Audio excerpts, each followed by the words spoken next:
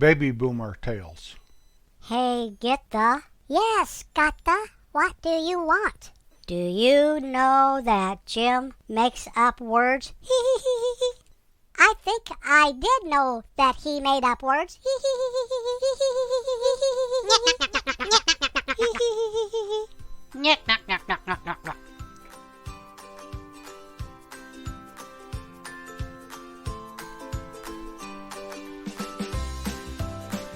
I remember playing baseball when I was quite young, maybe 8, 9 years old. I've talked about this before, how I would play down at the baseball field, down at the park. I played baseball with my friends all day long. Of course, then we'd play Little League baseball also. If I wasn't down at the park, I'd be playing catch with some friends somewhere, maybe in an alley somewhere or out in my yard. Or by myself, I'd throw the ball up in the air, run underneath it and catch it, all that stuff. I always wanted to go to a pro baseball game, but my dad didn't. He did not show one little bit of interest in sports. Period. Not one iota. I feel that your children or your grandchildren, whatever they're interested in, you should be interested in it also. After all, it's not about you anymore, it's about them. But for whatever reason, my dad felt like he had to just work all the time and make it so that we had a home and all that stuff. Or if maybe when he was young, he was ostracized from sports, made fun of. I don't know. He never showed any inkling at all about sports, one little bit. Never. One time, when we were older, we were talking about some college football, my brothers and I. And my dad chimed in that Nebraska was the best football program there was. We all looked at him like, who are you? What are you doing in our dad's body? Now, he didn't know who Tom Osborne was, or he probably didn't even know that the Cornhuskers were the mascot of the University of Nebraska or any of that. Before he moved to Colorado, he lived in Nebraska, and he knew that the Cornhuskers, or Nebraska University, was a very, very good football team. End of story. So anyway, no matter if my dad showed one little bit of interest in me playing sports or me wanting to go to a ball game or any of that, I still love him. Today would have been his 109th birthday. Happy birthday, Dad. I miss you a bunch. On Saturdays, they would have the Yankee Game of the Week on TV. It's the only time I remember baseball being on TV, except maybe the World Series. Denver had no Major League Baseball team, so they didn't have local broadcasts of Denver's baseball team very often. They had a minor league team called the Denver Bears, and once in a while there'd be a game on TV, and I'd watch those. I wasn't real interested, but I loved baseball so much I watched every baseball game I had a chance to watch. I would do everything I had to watch the ball game on Saturday. That means I'd have to clean the garage first thing Saturday morning in anticipation of that Saturday afternoon baseball game. In the summer, when those games really mostly were, baseball's pretty much a summer sport, I could get Saturday afternoons off at Dad's store because I'd work during the week or whatever. And so I could watch the games there on Saturday afternoon on our TV at home. We only had one TV. I think that was pretty common in the late 50s and early to mid 60s. A house would just have one TV. It's not like today. TV in every room, maybe the bathroom, maybe the kitchen. Every bedroom, every family room, every living room, everywhere. It seems that there's a TV there. It's amazing to me. But Saturday afternoon, I'd sit in front of that TV and the Yankee Game of the Week would come on with Dizzy Dean and Pee Wee Reese calling the game. And I'd sit there and I'd watch the Yankees play teams like the Baltimore Orioles or the Boston Red Sox or the Chicago White Sox. I'd watch Mickey Mantle. He was my childhood hero. Always Mickey Mantle. Roger Maris. Those two could hit the home runs. Bill Skowron was at first base and Bobby Richardson was at second. Clete Boyer was at third base. Tony Kubek was the shortstop, and then one year he got hurt real bad. And Tom Tresh moved from left field down to the shortstop position. There's also Hector Lopez in left, Yogi Berra at the catcher's position, Ralph Terry and Whitey Ford were pitchers, and Elston Howard was another catcher for the Yankees. The Yankees really had three very good catchers. Besides Berra and Howard, they had Johnny Blanchard, who seemed to be able to hit .300 every year, but he didn't get to play a lot because of Yogi and Elston. Elston Howard was really my favorite Yankee. Now, Mickey Mantle was my hero, and I loved Mickey Mantle. I think that through childhood I only had one hero, and that was Mickey Mantle.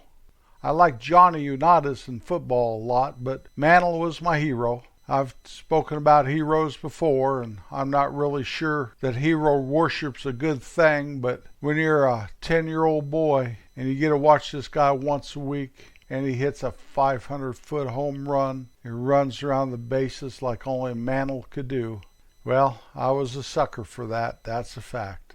But Elston Howard was definitely my favorite player. He was the catcher, and he had to be a very good catcher because he played on the same team that had a Hall of Fame catcher in Yogi Berra, and so it had to be hard on Elston.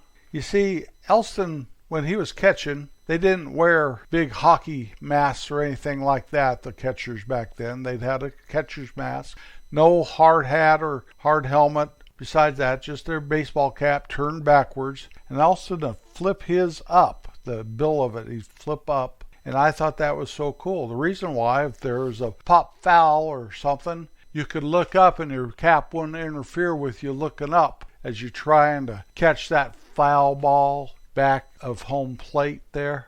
Elston was a great catcher. I loved watching him catch.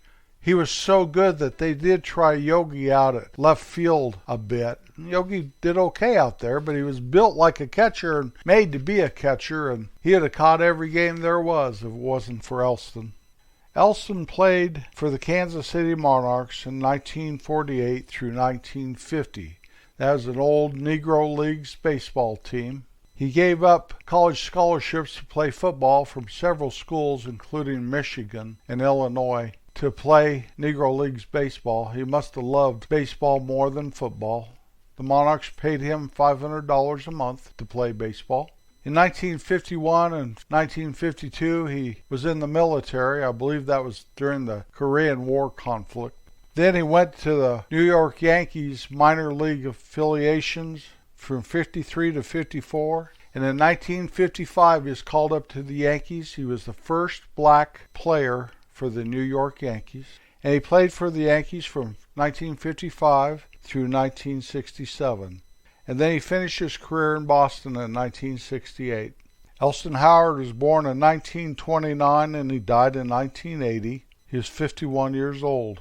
There's a plaque out in the monument part of Yankee Stadium that honors Elston and his achievements as a New York Yankee. He's a 12-time All-Star and 6-time World Series champ, and is a 1963 American League Most Valuable Player. After his playing days were over, he was the first black coach in the American League.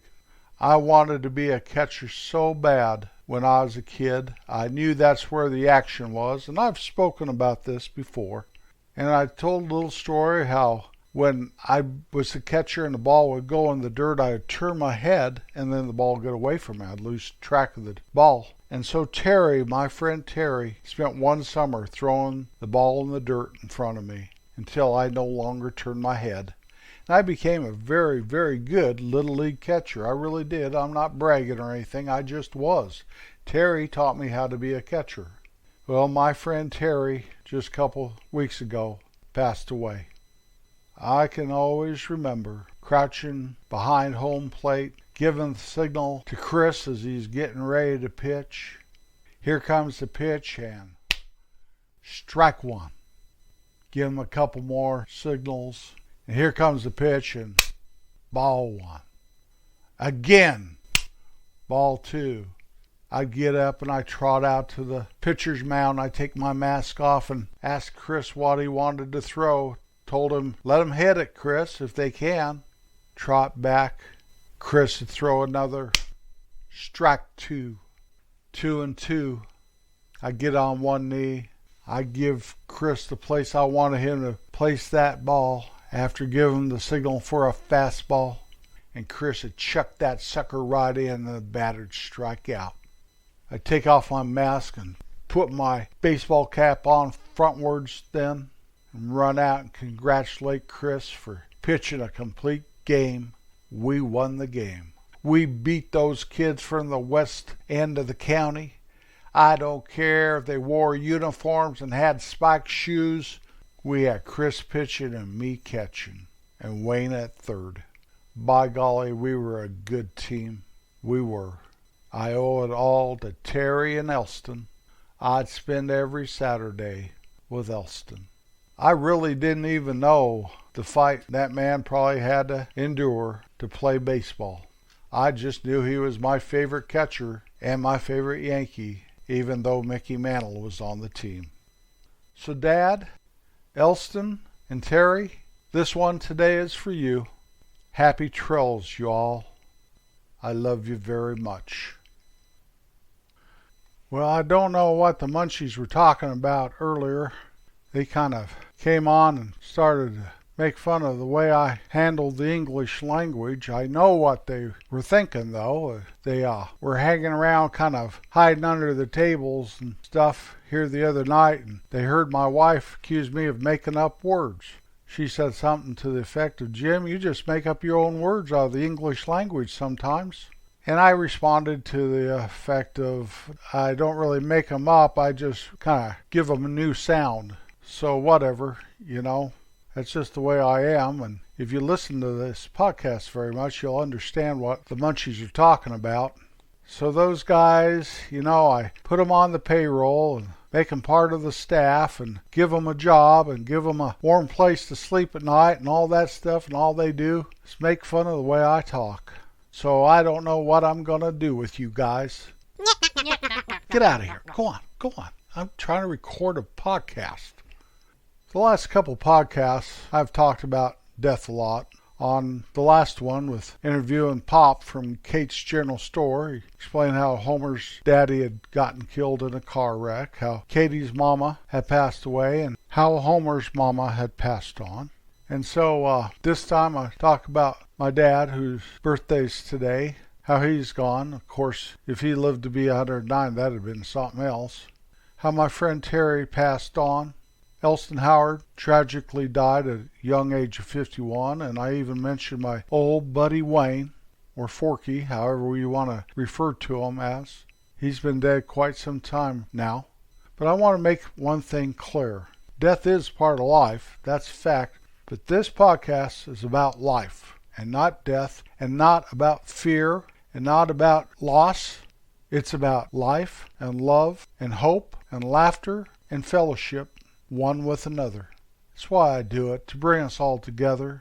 I hope you understand. I hope you can also see the sunny side of life, even when you're dealing with a major loss.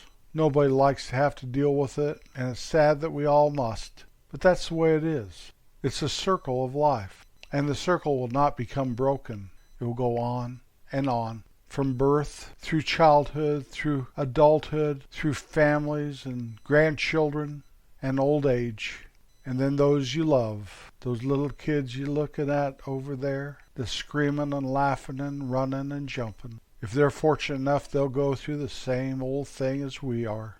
And all you can say is life is good. Make life good.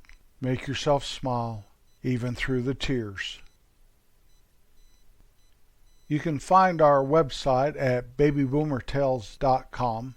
Once you've arrived, we have our Boomers General Store. It's all thing baby boomers that you can purchase. Places and links where you can catch your favorite podcast provider. Our Twitter page and our Facebook page. A lot of pictures of that place I talk so much about up in the north central Colorado mountains. My little old hometown, the towns surrounding us, and the mountains that have engulfed us. Thank you for riding along today. Always be kind. It's the very best way to be.